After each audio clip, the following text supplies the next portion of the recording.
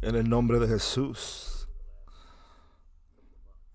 por los últimos cuantos meses, es más, creo que en mayo temprano al igual, he estado haciendo la mayoría de mi ministerio,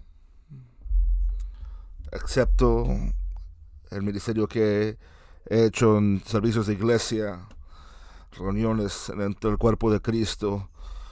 La mayoría lo he hecho en el estudio por llamada de Zoom. Esta es el primer día, la primera vez que estoy haciendo esto, cualquier tipo de ministerio, como una eh, evento, una junta, una reunión en vivo, para que cualquiera persona al aire libre lo pueda escuchar y participar. Esta semana, comenzando hoy, lunes, octubre 19, hasta el sábado 24, 25 de octubre de 2020, estoy enseñando una serie, 6 partes, de la importancia de conociendo quién soy yo y quién eres tú en Dios, en su plan, el propósito de Dios y cuál es nuestro lugar dentro del propósito de Dios colectivamente y cómo el conocer eso nos afecta para poder tener éxito en guerra espiritual y como no conociéndolo abrirá puertas de duda y de derrota, aunque estamos tratando de obedecer a Dios y hacer la voluntad de Dios, guerreando en contra de principados y huestes espirituales en las alturas. En un lado, hermanos, una nota al lado de lo que estoy hablando, cuando estoy viendo de videos que he hecho, parece ser que estoy viendo con ojos malos, enojados, molestos, pero por primero no estoy mirándolos con molestos. Tengo mis ojos muy lisos y de acuerdo a mi doctor, mis ojos son muy sensibles a la luz, así es que tengo luz brillante en mi cara a este momento y es un dificultoso a veces ver, y es que cierro mis ojos y parece ser que a veces mi vista o lo que se percibe por el público es que estoy enojado, molesto, pero estoy en paz con Dios y en paz con los hermanos y con la voluntad de Dios. Es más, escuché hoy algo y el Señor lo ajustó y lo puse en las redes para el creyente de la escritura de Dios, todo lo que haga Dios o no haga Dios es suficiente. Si yo quiero más de lo que Dios está haciendo hoy, entonces no estoy sometido a Dios, no estoy en paz con Dios. Ahora quiero que Dios haga cosas grandes en el futuro, quiero verlo manifestarse más poderosamente en el futuro, quiero verlo demostrarse más en el futuro, no para ser un individuo, el nombre de una persona reconocido, nombre de una iglesia reconocida o una organización, pero que Jesucristo, su nombre mismo y Él fueran conocidos. Así es que ese es mi poco de introducción en esta serie de la semana que viene. Es llamado La Guerra 2020 y gente alrededor del mundo estarán reuniéndose en oración para orar y la última semana de octubre, comenzando desde el lunes. Esta semana es los pasos finales de preparación que Dios me ha dado como mi parte para preparar a aquellos en el cuerpo de Cristo que estarán participando, conociendo el llamado a la guerra 2020 y aquellos que quizás no están participando y no saben que están participando, pero el Señor les ha llamado a la oración y los ha llamado a guerra. Así es que estoy absolutamente asegurado de que Dios está batiendo a su gente, los está levantando, impulsando para que oren por medio del mundo. La escritura dice en el Antiguo Testamento que, que el Señor se levante y que sus enemigos sean esparcidos. Te daré la aplicación del Nuevo Testamento en esto. Deja que el Señor se levante dentro del cuerpo de Cristo y que los enemigos del Señor sean esparcidos. La diferencia del Antiguo Testamento al Nuevo, el Señor estaba con el pueblo de Dios. En el Nuevo Testamento, el Señor está en nosotros. En el Antiguo Testamento decían que deja que Dios se levante. Pero en el Nuevo Testamento, porque Dios está dentro de cada uno de nosotros, individuo, aquel creyente que es un creyente de acuerdo a lo que la definición bíblica de lo que creer es en el cuerpo de Cristo, como la Biblia lo define. Estamos orando, no para que Dios allá afuera, en un lugar extraño, sino, pero que Dios se levante aquí dentro de nosotros. El Espíritu Santo morando en nosotros, que se levante y haga guerra como el Espíritu de Dios nos guía en la palabra de Dios, y los enemigos sean esparcidos. Así es que no he decidido si lo estoy llamando partes o lecciones. De todos modos son 6 partes o 6 lecciones, 1, 2, 3, 4, 5, 6, pero esta es número 1. Usted podría llamarle partes y quizás las mencione como lecciones, pero no sé, que eso se decidirá cuando lo archive. Pero estoy aquí para darte lo que Dios me ha dado él a mí, o para que el Señor te lo dé a ti por medio de mí, lo que él me ha dado a mí. Y esto es muy importante. Esa primera lección es fundamental. No es revelativa, es fundamental a la revelación de quién somos en Dios individualmente y quién somos en Dios colectivamente. Y hay 2 tipos de fe, como hay 2 tipos de relaciones con Dios. Y esos 2 tipos de relaciones con Dios son claramente describidas en Marcos 19, Marcos 12, 29. Alguien le preguntó, Psalm 63. O God, thou art my God. Early will I seek thee.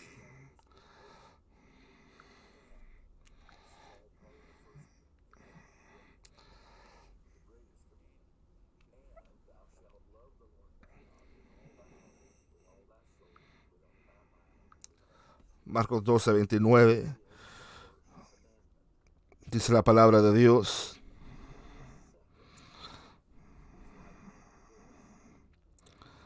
Jesús respondió: el primer mandamiento de todo es: oye Israel, el Señor nuestro Dios, el Señor uno es. Y amarás a tu Dios, Señor tu Dios, con todo tu corazón, con toda tu alma y con toda tu mente y tus fuerzas. Estos 2 mandamientos, hermanos,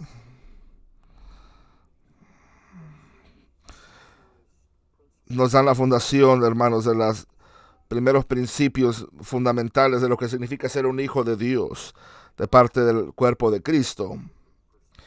2 diferentes perspectivas que son absolutamente esencial que nosotros participemos con Dios en. Y si no estoy participando con Dios en las 2 perspectivas o dimensiones, o los primeros 2 mandamientos discutidos, entonces hay una base legítima que podremos cuestionar mi caminar con Dios, o me atrevo aún a decir mi salvación, porque la Biblia dice que los desobedientes no entrarán a esas puertas, hermanos, de los cielos. Y estos son mandamientos. No los dije yo que eran mandamientos. Jesucristo los llamó mandamiento. Y el único mandamiento, no solamente los únicos mandamientos son, pero son los primeros 2. Y en otro lugar Jesús dijo, en estos mandamientos, toda la palabra de Dios, todos los mandamientos de Dios, toda nuestra fe y relación con Dios, todo esto se soporta de estas 2 cosas, esos 2 mandamientos, como los elementos que apoyan nuestro caminar con Dios. Y también, al igual, son los elementos que apoyan la revelación que primeramente quién somos en Dios individualmente y quién somos en Dios colectivamente, y lo que Dios quiere hacer por medio de nosotros en lo individual y colectivamente. Así es que Él dice, amarás a tu Dios con todo tu corazón, con toda tu alma, con toda tu mente y con todas tus fuerzas. Hay acusaciones de algo que es muy extremo en este día, que si enseñas que no debemos de conducir nuestra propia vida, hacer nuestras propias decisiones, que debemos de buscar a placer a Dios en todo, que eso es muy extremo, dicen. Bueno, para aquellos que detienen esa posición, tengo mala noticia para usted, porque la palabra griega en la segunda parte del el gran mandamiento va más allá del extremo que yo lo podría llevar. Y amarás al Señor. Esto no es la palabra griega paz, que es la palabra paz griega, lo normal para todas las cosas. Esta es la palabra griega que dice con la enteridad tuya, con todo lo entero, con todo absolutamente lo que pertenece o está en tu ser, y que nada sea guardado en privado, sino amar a tu Dios con el todo de tu corazón, con y todo de tu alma, con el todo de tu mente y con el todo de tus fuerzas. Este es el principal mandamiento. Ahora, yo entiendo que hay muchos que les gusta jugar gimnasia, el gimnasio, hermanos, intelectual, jugar juegos con ellos para poder excusarse a ellos y a sus seguidores de vivir de la manera en que ellos viven, una vida que es menos de lo que la palabra de Dios dice que debemos de ser y hacer y vivir. Eso se llama el ciego guiando al ciego. Creo que uno de los principios más importantes en enfrentando la palabra de Dios es entender de que Dios dice lo que siente y que siente lo que dice. El primer mandamiento tiene que ser nuestra relación con Dios. Pero eso se convierte en la fundación, en el principio. Y es lo esencial del mandamiento sobre el cual aún el segundo es basado. He enseñado muchas veces y no voy a entrar en gran profundidad sobre esto en este día, pero la palabra amor aquí es la palabra agape en el griego. No es eros, no es fileo, es agape. Dios es agape. Dios no es eros, no es fileo. Dios es agape. Y la única manera de tener el agape con el cual puedo amar a Dios o agape a Dios, amar a Dios, dice, sino es el recibir el agape de Dios. Primera de Juan 4:19, lo amamos a Él primero porque Él nos amó a nosotros primero. En otras palabras, es que Él nos ofreció más que su amor, pero lo hemos creído y lo hemos recibido ese amor. Primera de Juan 4:16, porque hemos conocido y creído el amor que el Padre tiene hacia nosotros. La palabra griega ahí es el conocer o saber o creer, es mentalmente aceptar y reconocer, y eso significa que pongo toda mi confianza y toda mi dependencia sobre Él y me aferro a lo que estoy creyendo yo. Aún esa palabra no deja lugar para que haya algo parcial ahí en nuestro venir a Dios. Pablo dijo en Colosenses 3 que debemos de poner nuestras afecciones en cosas arriba y no en cosas terrenales sobre la tierra. Y que deberíamos tener nuestra vida muerta y debería estar escondida con Cristo en Dios, para no tratar de atraer a la gente a nosotros mismos, a nuestras personalidades o nuestros talentos o dones, pero tenemos que esconder todo eso en Dios para que cuando Él use nuestros dones, nuestros talentos, nuestras habilidades, nuestros intelectos, la gente no oiga o no vea el hombre. Ellos ven y escuchan a Dios, el cual nos dirige al segundo mandamiento. El segundo mandamiento es, aquí dice, y el segundo es semejante: amarás a tu prójimo como a ti mismo. Déjame decirte, antes de comentar en esto, te voy a leer otras traducciones de este versículo. La palabra expandida, el segundo mandamiento es este: ama a tu prójimo como te amas a ti mismo. La versión fácil de leer, el segundo importante mandamiento dice: ama a tu prójimo al igual como tú te amas a ti mismo. La traducción de Pasión dice: el segundo es este: deberás de amar a tu vecino, a tu prójimo, de la misma manera en que te amas a ti mismo. Vas a hacer eso, no importa que sea el curso de tu la fuente de tu amor, que sea Eros, que es a ti mismo, o el amor fileo, que es hermano, o lo harás por el amor agape, que es el amor de Dios. A cualquier grado, cualquier punto que yo reciba el amor, para poder dar ese amor. Y solo hay uno de esos tres que es aceptable a Dios. Debemos de amarle agape a Dios con todo nuestro corazón, mente, fuerza y alma. Y tenemos que agape a nuestro prójimo como a nosotros mismos. La mayoría de traducciones en inglés hay una palabra que es salida, dejada fuera aquí por el sentido del griego que tiene aquí, se repite, pero esa palabra es amor.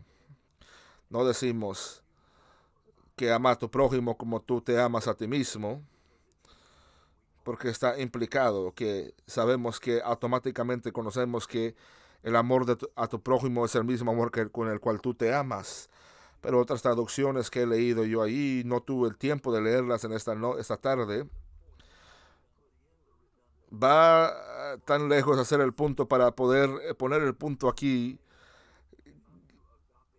para hacer énfasis. Si yo voy a hacerte agape a ti, solamente te puedo amar con el amor agape solamente cuando yo puedo recibir o he recibido el agape de Dios, y ese agape me da el valor verdadero por mí mismo que yo tengo, que Dios acepta eso.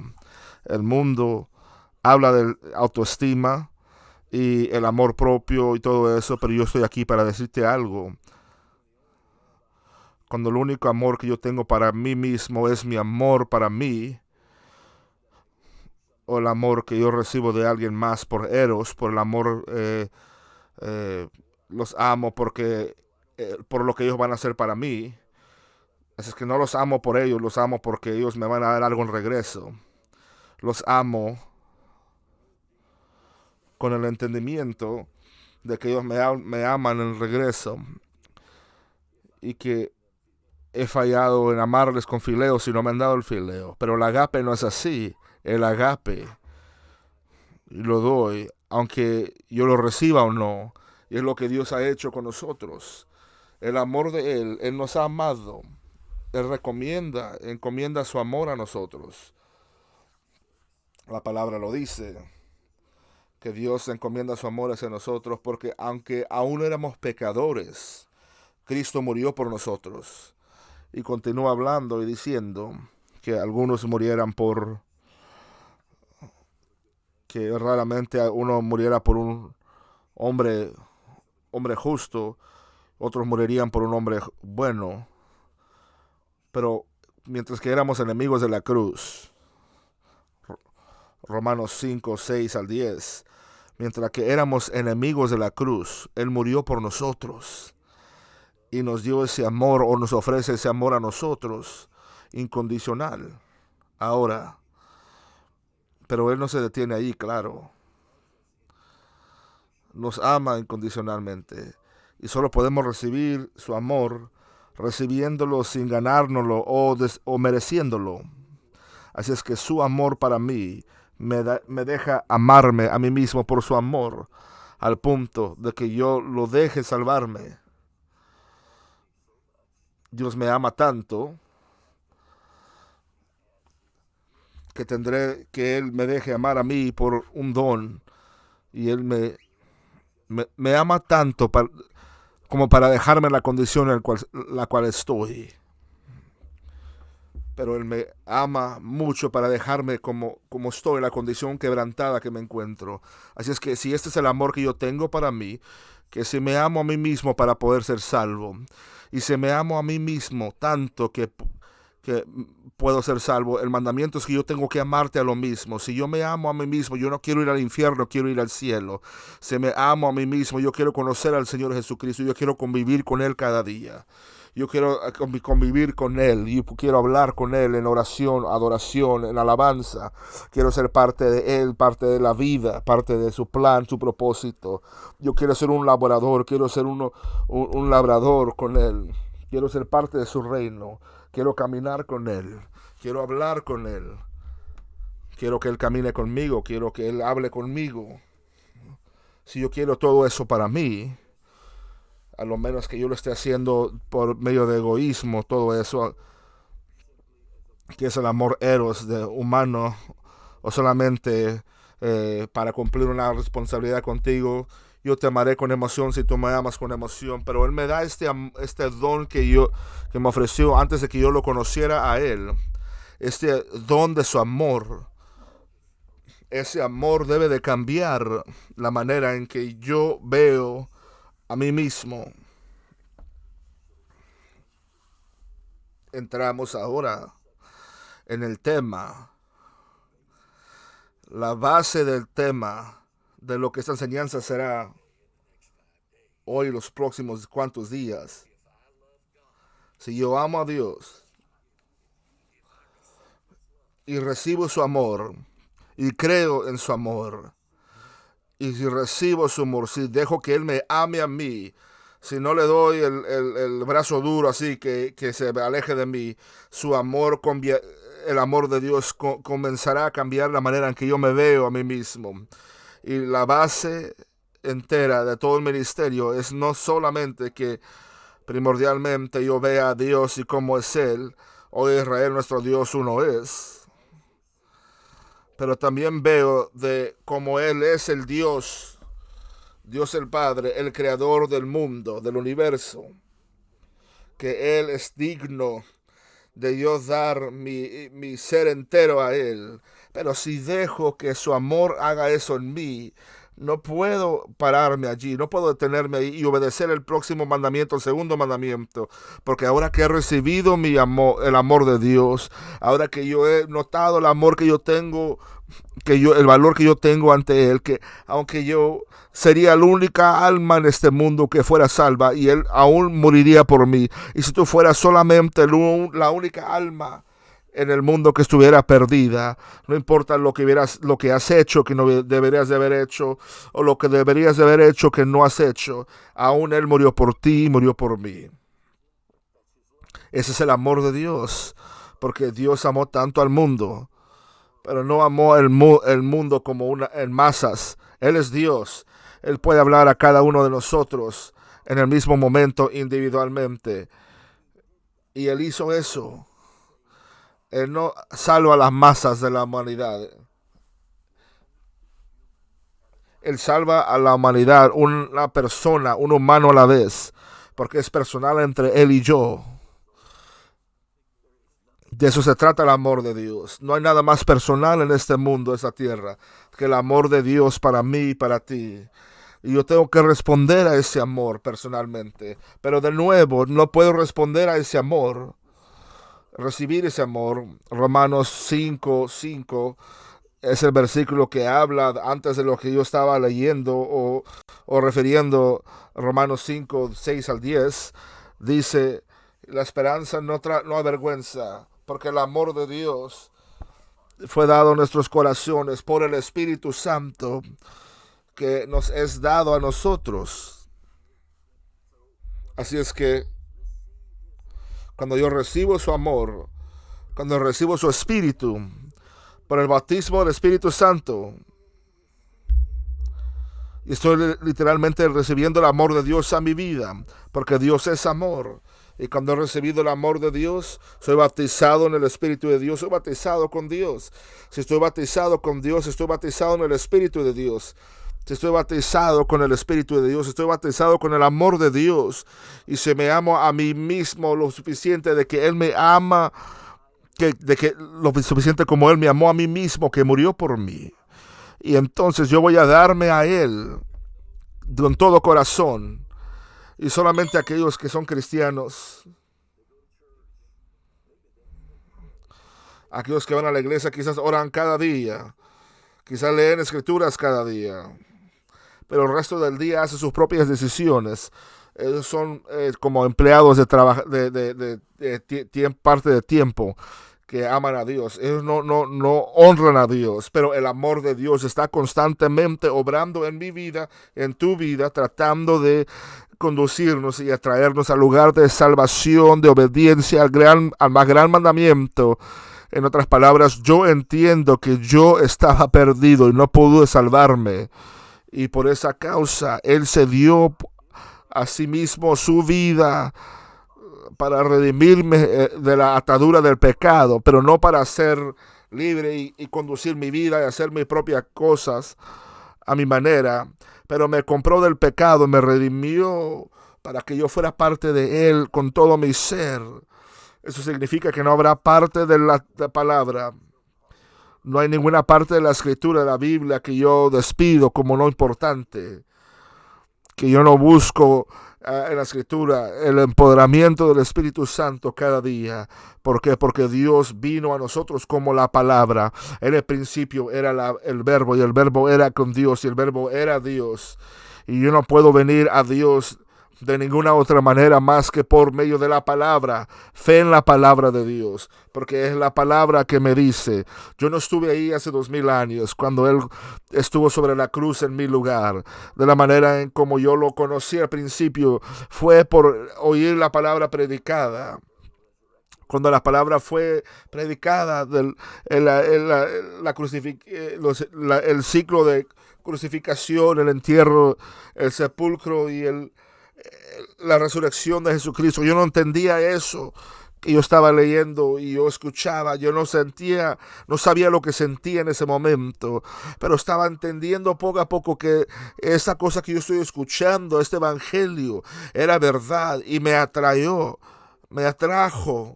La palabra dice que somos atraídos a Él con cuerdas de amor, que el Señor nos está atrayendo a Él en su amor y Él nos lleva hacia Dios. No encontramos a Dios a nuestra manera. Él nos encuentra a nosotros y nos atrae a Él si lo dejamos.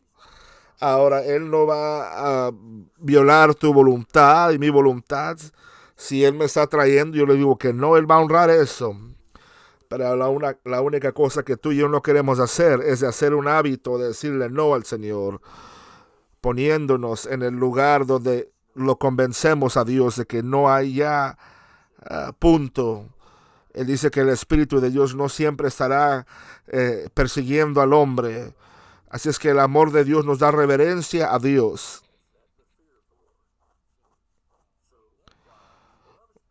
Mientras que Él me ama, yo también entiendo la responsabilidad de rechazar el amor de Dios.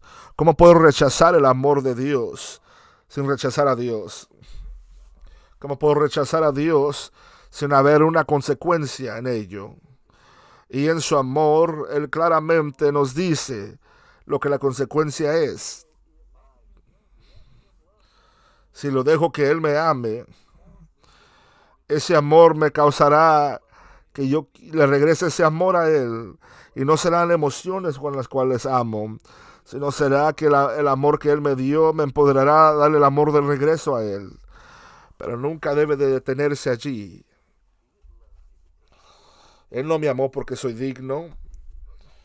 Él no me amó porque me lo gané o me lo merezco. Él me amó porque soy su creación. Fui hecho a su semejanza y Él quiere convivio contigo y conmigo. Eso se llama reconciliación. el ministerio, el amor de Cristo nos constriñe, porque juzgamos que si uno murió por todos, entonces todos estamos muertos, y de que Él murió por todos, que aquellos que viven, que ya aquellos ya no vivan a sí mismos, sino que vivan por aquel que murió por ellos y resucitó. El amor de Dios nos constriñe, nos persuade, nos atrae, me llama a querer darme más a Él. Mi carne quizás no quiera hacer eso. Y mi voluntad humana tiene que hacer una decisión. ¿Vas a hacer lo que la carne desea hacer? ¿O vas a hacer lo que el amor de Dios, el dulce y gentil amor misericordioso, amor de Dios me está trayendo a que yo haga? Pero de nuevo, si yo me amo tanto de esa manera,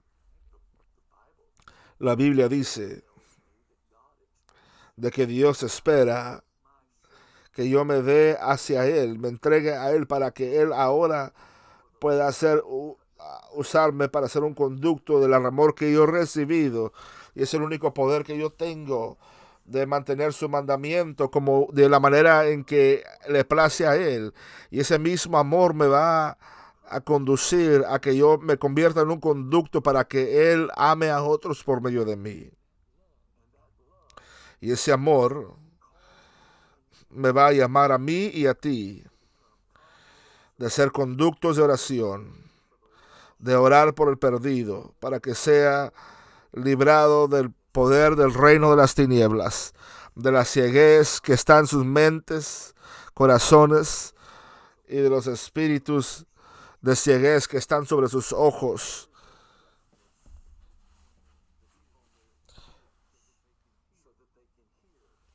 Y la ceguez de no poder oír a la palabra de Dios, para que ellos puedan sentir el amor de Dios y puedan oír la palabra de Dios y puedan responder a ella. Y todo ello regresa a esto.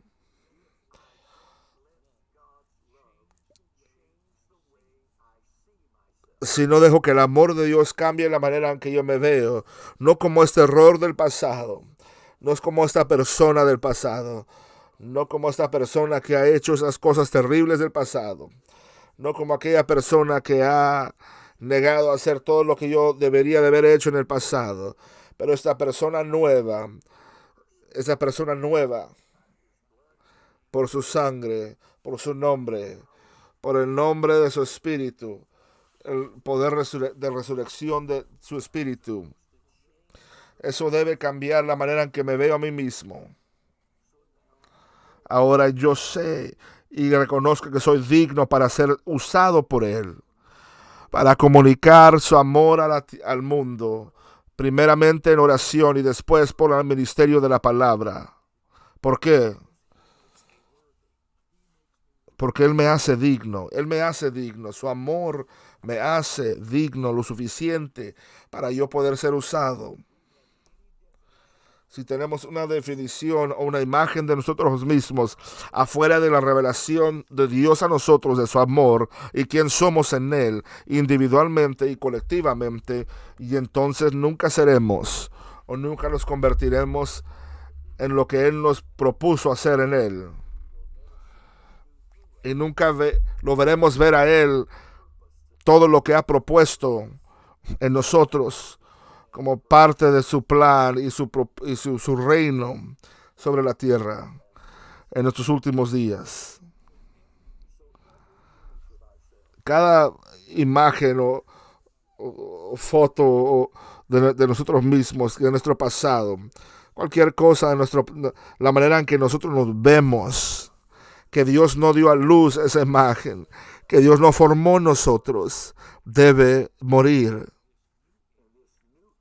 Y esa nueva imagen de nosotros, como un nuevo nacido, recién nacido, amado por Dios, recibido y aceptado por Dios, hijo de Dios, que ahora puede, como Jesús dijo, el que crea en mí, las palabras que yo hago, las obras que yo hago, también hará Él, y mayores obras harán, porque yo voy al Padre, o los señales del creyente. Estas señales seguirán a aquellos que creen. Marcos 16, 17. En mi nombre echarán fuera demonios como un creyente creado en la imagen de Dios, como aquella persona recién nacida. Tengo poder sobre el reino de las tinieblas.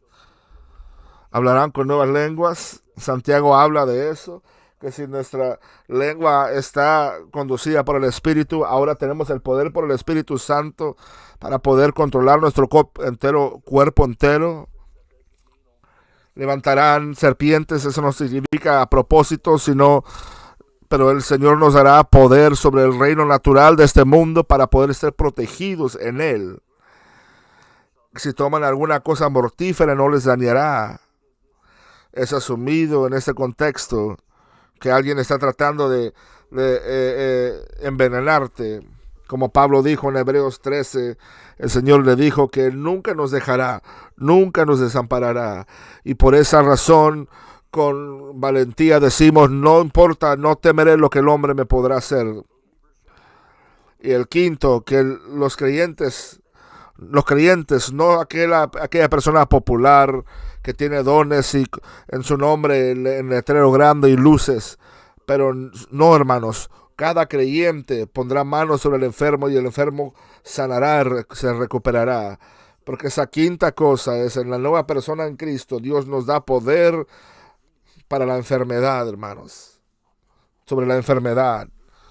Esa es la nueva persona. Él me creó a mí y a ti para ser de así. Porque no vemos estas cosas suceder en nuestra vida. Porque estamos tratando de ser un hijo de Dios. Mientras que aún nos vemos como una persona que no es amada. ¿Cómo puedo ser una persona que no es amada cuando Dios me amó a mí? Si alguna persona tuviera derecho de no amarme a mí por la manera en que he vivido en el pasado, Dios tiene ese derecho. David oró en Salmo 51 después de que él había cometido adulterio y después de que ella mandó a matar el esposo de la mujer con la cual cometió adulterio, y Dios lo llamó a asesinato. David oró y el niño murió. Y David dijo, en contra de ti, en ti solo he pecado, Señor, y he hecho ese mal en tus ojos.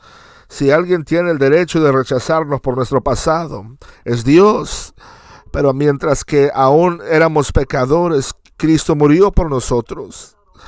Eso no solamente debe de ser algo que quita el peligro en el que estamos por la penalidad del pecado, hablando como se les habló a Adán y a Eva antes de que pecaran. El día que comas de este fruto, ciertamente morirás. El profeta Ezequiel dice en diferentes versículos, el alma que peque, ciertamente morirá. Pablo dijo que no solamente las mujeres, pero sino aquellos que viven en placeres, están muertos mientras que viven, porque son amantes del placer más que amantes de Dios, y están muertos mientras que están en una vida de placeres. No tienen ninguna comunicación con el dador, ni conexión con el dador de la vida. Pero Dios resucitó a nosotros fuera de la muerte. Efesios 2:1 dice, si lo dice en un momento voy a entrar ahí, mientras que aún éramos pecadores en pecados y delitos, fuimos escogidos, fuimos llamados por Dios. Versículo 4 del capítulo 2 habla de la abundante misericordia y el amor que abunda. Los primeros 3 versículos de esto que estoy hablando nos dice que tan mal de pecadores éramos o somos, pero el Señor Jesucristo murió en nuestro lugar, derramó su sangre para pagar la penalidad de nuestros pecados, para redimirnos de la muerte y del pecado. Eso debería de cambiar la manera en que nosotros nos vemos a sí mismos. Pero muchos creyentes están dejando que su pasado les robe el presente y el futuro en Dios. Porque somos llamados para ser parte de Él. Somos llamados para ser parte de su propósito, su plan, su reino. Somos llamados para ser parte del cumplimiento de su promesa en la tierra. Pero muchos, la única cantidad de fe que tienen es de tratar de llegar a unos cuantos servicios de iglesia cada semana. Y de alguna manera u otra aguantar y sobrevivir y sentarte ahí por medio de la prédica, la adoración, la alabanza, el entretenimiento, quizás lo que sea es lo que uno va a ver cada domingo. Las habladas ahí que se dan, los sermones, los narrativos, los oradores que suben ahí arriba a hablar, pero no cambian. Y ahí predicadores han aceptado eso, están predicando que está bien. Qué desgracia es eso al amor de Dios y la muerte de Jesucristo en la cruz, de predicar a la gente que pueden ser salvos sin cambiar ellos mismos. No os conforméis a este mundo, pero sino ser transformados por el renovamiento de vuestra mente. Y si mi mente es cambiada, mis acciones cambiarán, porque todas mis acciones, buenas y malas, son producto de decisiones que son hechas en mi mente. Y si estoy tratando o intentando ser salvo, pero tengo la mente vieja en mí aún, que está dictándome que vivo yo en cualquier manera que yo quiera vivir o que estoy viviendo el presente. Dios no se place de eso. Pero no tienes que ganarte la salvación. Pero no, si esta salvación está ahí, se va a demostrar en nuestras vidas la salvación de Dios. Porque el versículo que mucha gente no entran ahí porque no quieren entrar allí porque paran de leerlo, Efesios 2, de que somos salvos por gracia y no por obras. Oh, sí. Pero el próximo versículo, versículo 10. Somos su obra, creados en Cristo Jesús a buenas obras. Entonces, si no hay buenas obras que Él ha producido por medio de nosotros, ¿somos salvos entonces? No. Ninguno de mi iniciación, nada de mi carne, nada de mi empoderamiento humano me puede salvar a mí. Pero Dios, y en su poder de su Espíritu, me empodera en medio de mí, por medio de mí, demuestra la presencia de fe que salva. Filipenses 2:13. Porque es Dios el que obra en nosotros para hacer el de su buena voluntad y hacer de aquello que le place a Él. Si no estoy deseando placer a Dios, en vez de placerme a mí, si no estoy haciendo las cosas que placen a Dios, en vez de placerme a mí mismo, entonces Dios no está obrando en mí.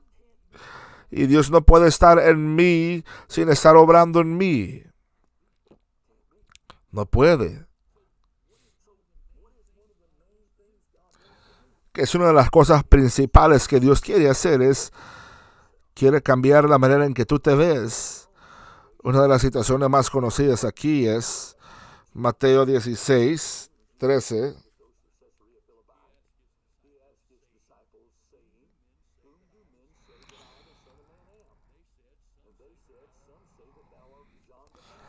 Viniendo Jesús a la región de Cesarea de Filipo, preguntó a sus discípulos diciendo: ¿quién dicen los hombres que es el Hijo del Hombre? Ellos dijeron: a unos de ellos Juan el Bautista, otros Elías, otros Jeremías o alguno de los profetas. Y les dijo: ¿y vosotros quién diréis que soy yo? Respondió Simón. Pedro dijo: tú eres el Cristo, el Hijo de Dios viviente. Ve aquí, era un judío aquí. Y los judíos no creen más que en un Dios y una persona en Dios.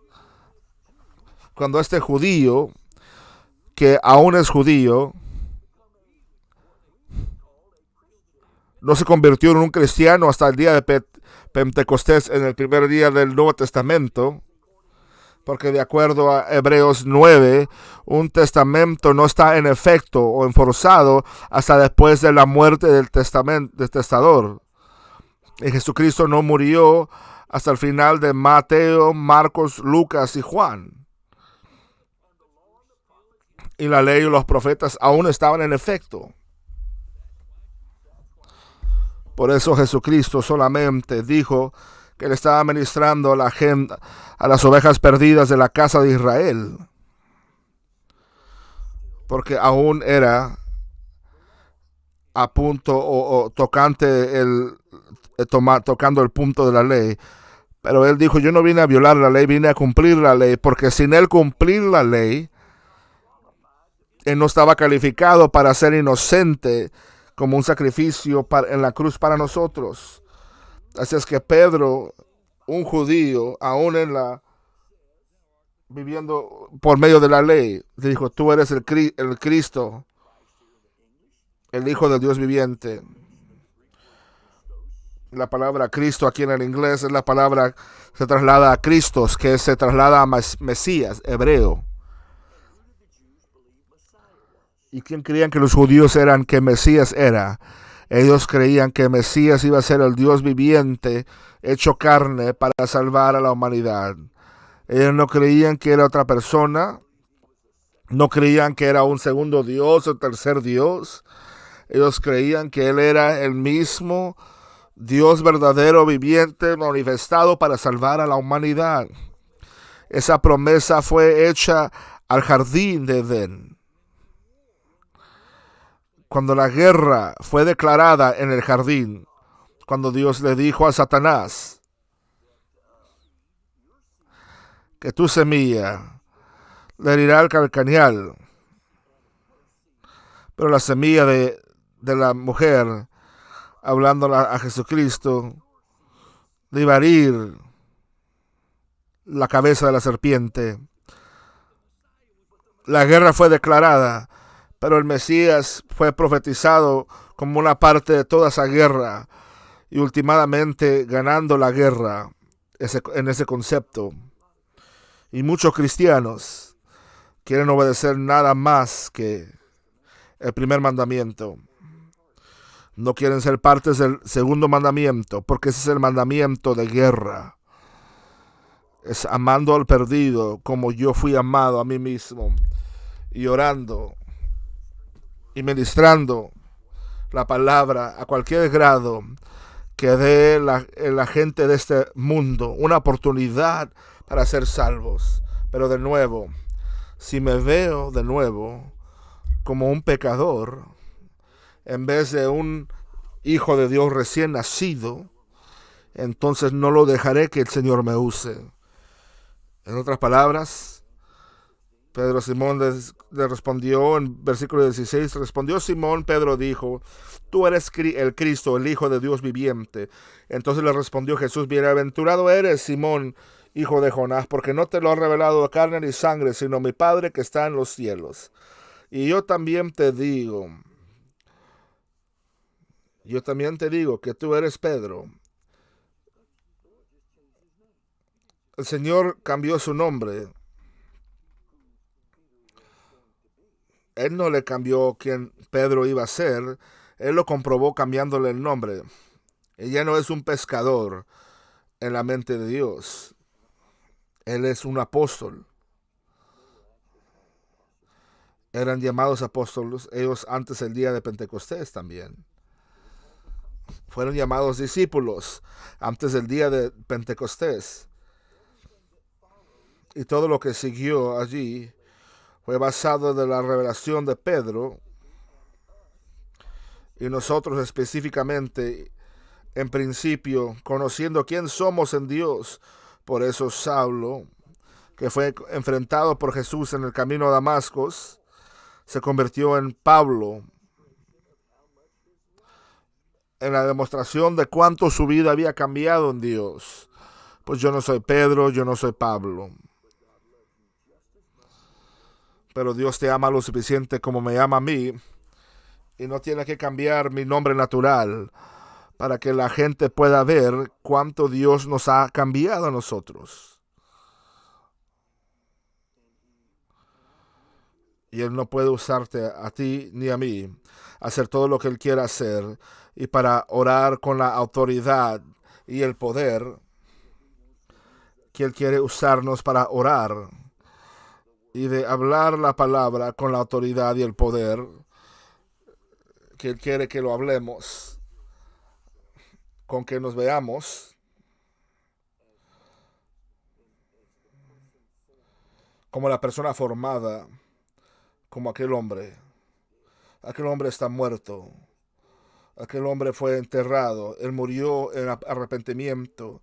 Ese hombre viejo fue sepultado en las aguas de bautismo. Ese hombre viejo ya no existe. Ahora hay un hombre nuevo resucitado por la resurrección del poder del bautismo del Espíritu Santo cuando vino a nosotros. Romanos 6. Esa es la voluntad de Dios, usted ve. Esa es la voluntad de Dios. No solo para salvarme de mí mismo, pero para darme un nuevo presente y un futuro nuevo en Él. Para que no solamente ahora seamos sus hijos o somos salvos. No solo ahora tengo una nueva vida, pero ahora un instrumento nuevo, un conducto nuevo, un método nuevo por el cual puede demostrar su amor a nosotros, a un mundo perdido. Y Él dijo, y te digo a ti que tú también. Y yo también te digo, versículo 18 de Mateo 16, yo también te digo que tú eres Pedro, y sobre esta roca edificaré mi iglesia, y las puertas del Hades no prevalecerán contra ella. No solamente le dijo a Pedro esto, sino a la iglesia al igual. Las promesas que Él hizo aquí, cuando Él comenzó a hablar a Pedro, Él continuó hablando a toda la iglesia. Y edificaré mi iglesia, y las puertas del Hades no prevalecerán en contra de ella. No es que las puertas del Hades no prevalecerán en contra de ti, Pedro, porque tú solo eres parte, pero no prevalecerán en contra de la iglesia. Y a ti te daré las llaves de los reinos de los cielos. Y no solamente a ti, pero sino a la iglesia le daré las llaves de los reinos de los cielos. Y todo lo que atares en la tierra será atado en los cielos. Y todo lo que desatares en la tierra será desatado en los cielos. Y sabemos que eso puede ser singular o plural. Depende del contexto. Puede ser singular o plural al mismo tiempo. Puede hablar del cuerpo colectivo y individuos del cuerpo al igual, simultáneamente. Pero aquí está el poder de esta revelación a Pedro. Y este es el poder de la revelación a ti y a mí. No importa qué eran las batallas de Pedro, desde este momento aquí, y las batallas de Pedro personales se mostraron antes de salir de Mateo 16. Jesús lo reprendió, porque él estaba hablando en la carne, como fue impulsada por el diablo, y no discernió que era el diablo. Antes de que capítulo 16 se acabaría, ¿qué pasó con Pedro? ¿Por qué Jesús le dijo a él la noche de la crucifixión? Pedro, Simón, Simón, Satanás ha deseado sacudirte como trigo, pero yo he orado por ti, que tu fe no te falte. Y cuando seas convertido, cuando seas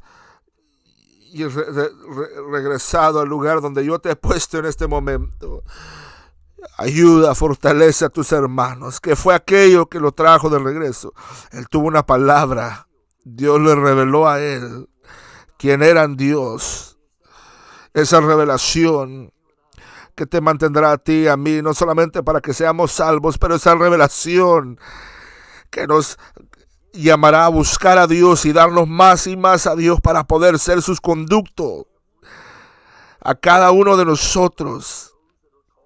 no solo aquellos que son llamados a esa terminología que no es escritural del púlpito. Dame versículo y libro de que somos llamados al púlpito. Dime dónde dice eso en la Biblia. No está en la Biblia. Todos somos llamados al ministerio. Algunos que están en el cuerpo de Cristo son dados dones de Dios para dirigir al cuerpo de Dios entero, pero todos los que están dentro del cuerpo de Cristo son en el sacerdocio. ¿Y qué es el sacerdocio? El sacerdocio es de representar a Dios al hombre, para traer a Dios al hombre como el conducto de Dios. Pero no voy a dejar que eso suceda. Si la persona en que yo me veo a mí mismo, aunque yo sea salvo, es esa persona defectiva, quebrantada, en error de persona, una persona que no sabe cómo comportarse, cómo hacer las cosas bien. Tengo que verme a mí mismo. Mi mente tiene que ser renovada. Tengo que verme a mí mismo. Tengo que guerrear por la gracia de Dios, el poder de Dios, la sangre de Jesucristo, el nombre de Jesús, la palabra de Dios, en contra de todo pensamiento que trate de traerme en cautividad. Que yo traiga esos pensamientos en cautividad a Cristo. Que yo pueda derribar cada imaginación vana, mentirosa. Que en vez de vivir por esas mentiras, yo viva por la verdad de lo que Jesucristo dice que yo soy en Él. Si algún hombre vive en Cristo, es una nueva criatura. Aquí las cosas viejas han pasado y todas las cosas son hechas nuevas. O yo sé, hermanos, que hay días que esta carne nos damos conscientemente o sin conocerlo. De repente no vivimos como debemos estar viviendo. Pero Él dijo, si confesáramos nuestros pecados, Él es fiel y justo para perdonarnos. Y nos limpiará de toda injusticia y nos renovará de inmediato a esa nueva imagen que nos ha dado, de ser un embajador de Cristo.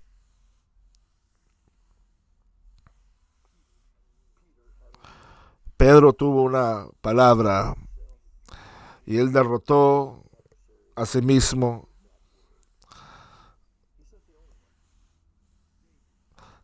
Derrotó al enemigo, el adversario, con esa palabra.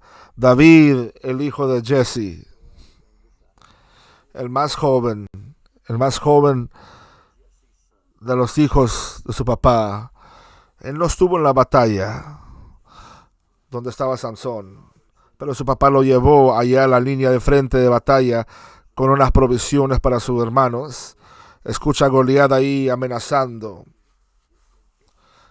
Y él se molesta por Dios.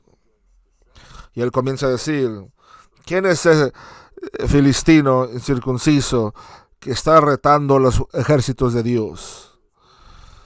Y su hermano mayor dice en 1 Samuel 17:28, y Eliab, su hermano mayor, le había hablado cuando David hablaba a los hombres. Eliab se airó con él y le dijo, ¿por qué has venido tú aquí así, David? ¿Y con quién has dejado las ovejas? Estás rechazando tu responsabilidad, David. Yo reconozco tu orgullo, David, y la malicia de tu corazón, David, porque tú has venido, tú solo has visto aquí para ver la batalla, no para ser parte de la batalla, sino nomás has venido aquí para mover la boca y ser un espectador, David. Nosotros hombres tenemos que pelear, excepto que los hombres no estaban peleando. Y David dijo esto y acabó la conclusión, el argumento. La Reina Valera dice, ¿que no hay una causa? ¿Acaso no hay una causa? La palabra griega aquí, traduciendo la palabra causa, pero algo ahí es la misma palabra que se llama rema, ahí cuando David habla de la causa. Cientos y cientos de veces la palabra causa se traduce a palabra. Y David dice a sus hermanos y a su hermano, el que estuvo rechazado por Dios cuando Samuel vino a ungir a uno de los hijos de David, los hermanos de David, que no dijo David, que no tengo una palabra yo de Dios. Yo no soy solamente un niño aquí moviendo la boca por egoísmo, por orgullo, que no tengo una palabra yo.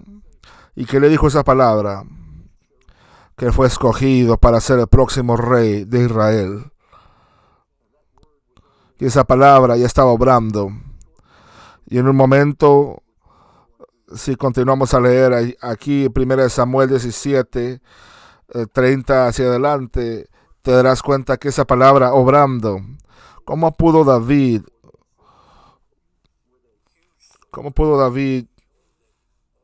ir en contra de un gigante con su armadura y no temer? Porque él creyó la palabra que Dios le había dado a él por medio de Samuel.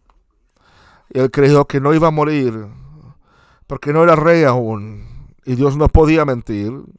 Y si Dios no puede mentir, Él tiene una promesa y una palabra que Él iba a ser rey. Él fue en contra de Samson sin temor, no contando el temor del ejército de Israel, que estaba temeroso.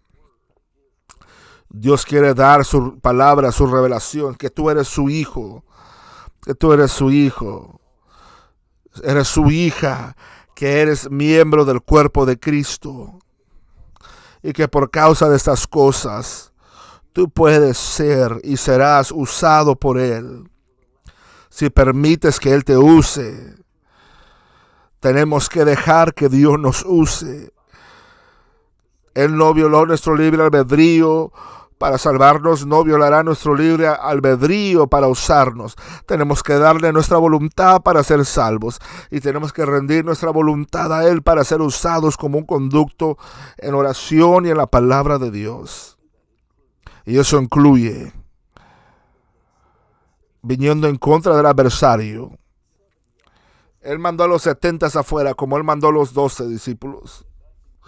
Mateo no dice, pero habla de los 12 siendo enviados, pero Lucas habló no solamente de los 12 que fueron enviados, pero otros 70 que fueron. Y esos 70 regresaron en el capítulo 10 de Lucas y dijeron, Señor, aún los diablos, los demonios se sujetan a nosotros al mencionar tu nombre. Recuerda, estos no eran los 12 discípulos. Y Jesucristo le dijo, vi a Satanás caer del cielo. He aquí les doy poder a tropezar sobre serpientes y escorpiones y sobre todo poder del enemigo y nada os dañará. Esa promesa de protección es hecha a aquellos que están en la ofensiva, no a aquellos que están atrás de unas paredes pasivas de protección, tratando de vivir una vida salva y vivir a tu manera. Este es el llamado que usted y yo tenemos. Esto es lo que estamos haciendo. Muchos ya han estado peleando en esta guerra que hemos estado. Hasta el principio de este año, guerra espiritual tiene que entrar más que este año, más profundo, pero está levantándose y se está intensificando con esta unción de Dios.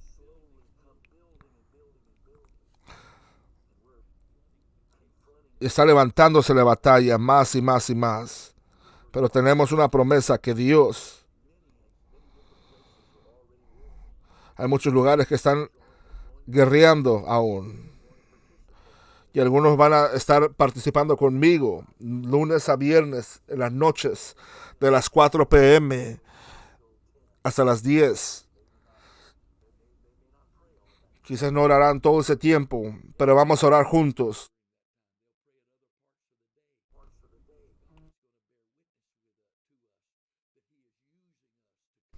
Algunos no van a orar todo el tiempo, ese tiempo de la noche, pero van a orar todo el día. Pero Dios nos va a ayudar, hermanos, a cumplir el propósito de su voluntad. Porque el Señor nos dará autoridad y poder para sobrellevar a la serpiente, a los escorpiones y todo el poder del enemigo. Y si estás en la ofensiva, Él prometió que nada os dañaría. Él les dijo, te estoy dejando que se vean con ustedes como guerreros, no solo hijos, no solo miembros del cuerpo de Cristo, no solo hijos de Dios o partes del cuerpo de Cristo, pero también como soldados en el ejército de Dios, gente con autoridad y poder, con armadura, guerreando una buena guerra por la palabra de Dios. No solamente poniéndonos la armadura defensiva, sino tomando el escudo de la fe y la espada del Espíritu. ¿Cuál es la arena de guerra espiritual? Es la arena de oración. Efesios 6:18, oración sobrenatural en el nombre de Jesús. Tenemos una palabra.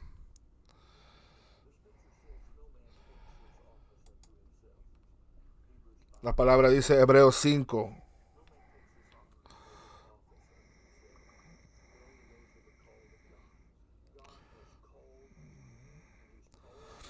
Porque todo un sumo sacerdote tomando entre los hombres se ha constituido a favor de los hombres de Dios para que presente ofrendas, sacrificios y pecados. El tiempo ha venido, hermanos, de aquellos.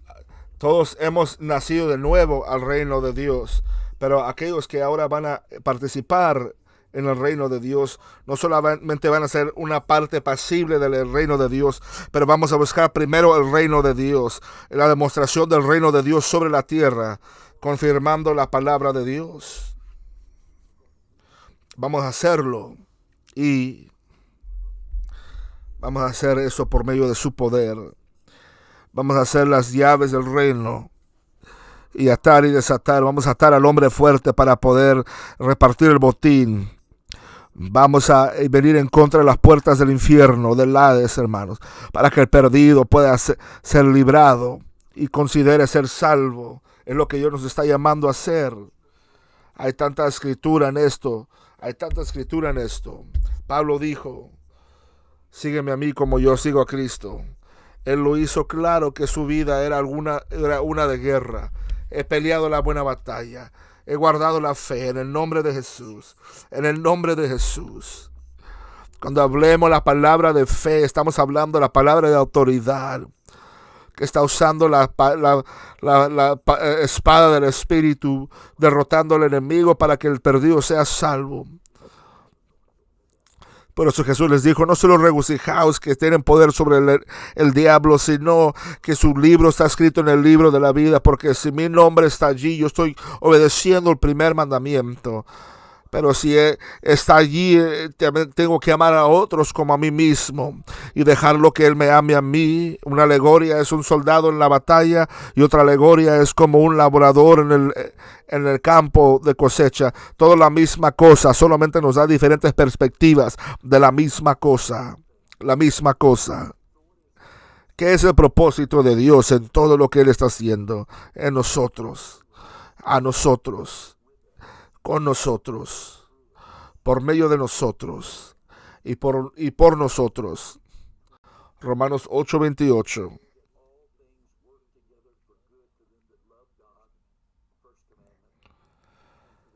Y sabemos que los que aman a Dios, todas las cosas les ayudan a bien. Esto es, al que conforme con su propósito ha llamado. Lucas 19:10. He venido a salvar y a buscar aquello que se había perdido.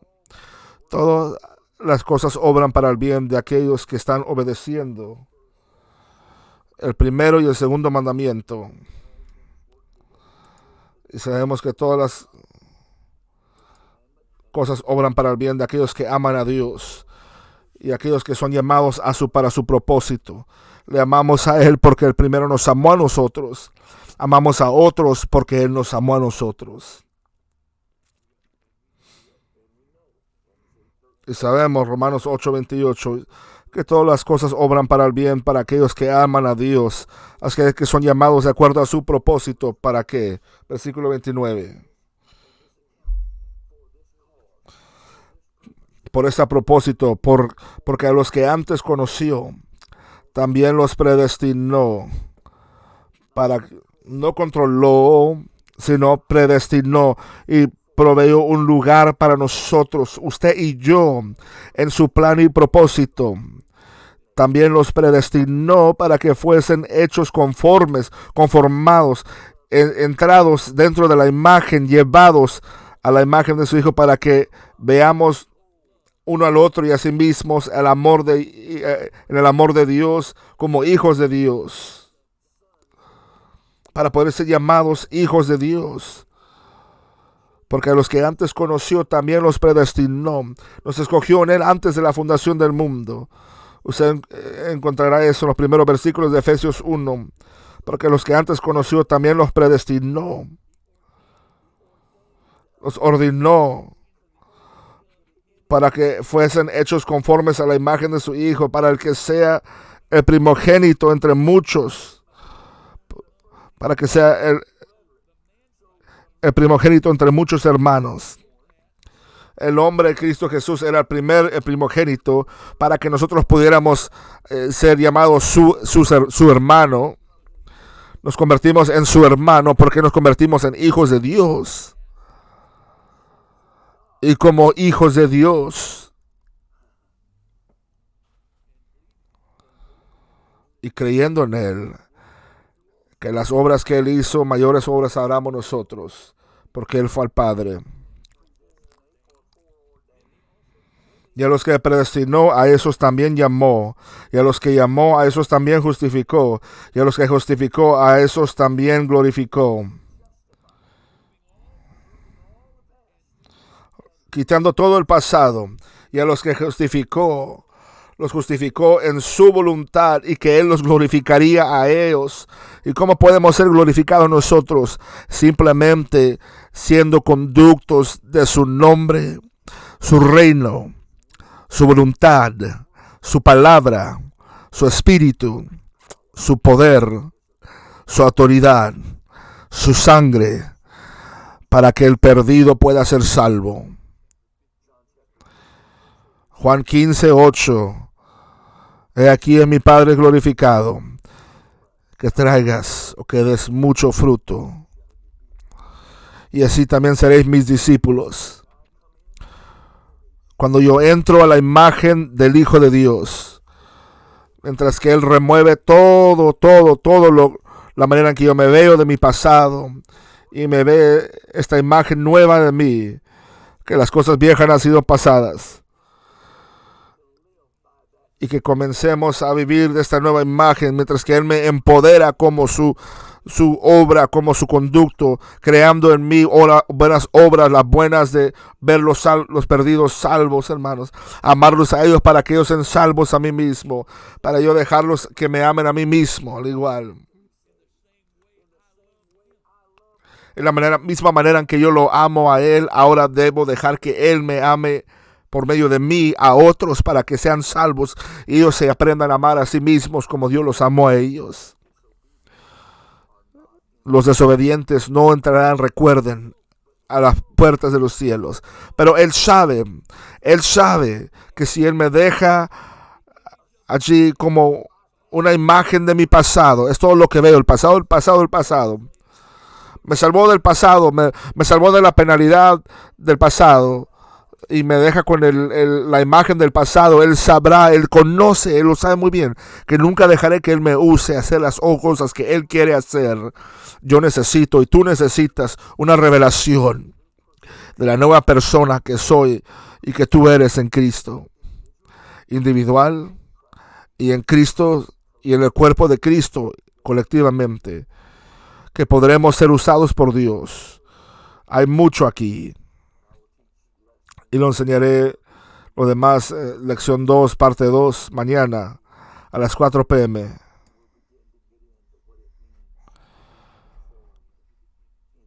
Y comenzamos a entender mañana lo que es el conformado a la imagen de Dios. No os conforméis a este mundo, a este siglo, sino ser transformados. En vez de ser conformados a vivir como el mundo está viviendo y actuar como el mundo está viviendo, estoy siendo transformado para poder vivir por su imagen, vivir por su palabra, vivir por su espíritu, placiendo a Él, Él está obrando en ti. Filipenses 2:13. Él está obrando en ti y está obrando en mí, para que los dos poder desear y poder resultar en haciendo la obra de Dios y de hacer de su buena voluntad. ¿Cuál es la voluntad de Dios? En el nombre de Jesucristo oro por ti y oro por mí. Y oro por parte del cuerpo de Cristo que convivimos día tras día, nuestras familias, nosotros mismos, nuestras familias, afuera de nuestra familia, las iglesias, por toda la tierra, el mundo. Que por la gracia de Dios, el espíritu de conocimiento, sabiduría y revelación en Él, que lo recibamos, la revelación de lo que Él es y quién eres tú y yo en Él, para permitir lo que Él nos use para cumplir su propósito en la tierra, por medio de nosotros, como el cuerpo de Cristo en la tierra, hijos de Dios y el cuerpo de Cristo en la tierra. Dios les bendiga en el nombre de Jesucristo. Yo oro que el Espíritu de Dios riegue esta semilla de revelación en tu vida y que tú comenzarías a recibir y a creer y dejar que esa revelación sea vivida por medio de ti. Que la grandeza del poder de Dios a nosotros que hemos creído pueda ser manifestada por medio de ti y por mí, para ser abundantemente más allá de lo que pedimos o pensamos en oración y el ministerio de la palabra, en el nombre de Jesús. Amén.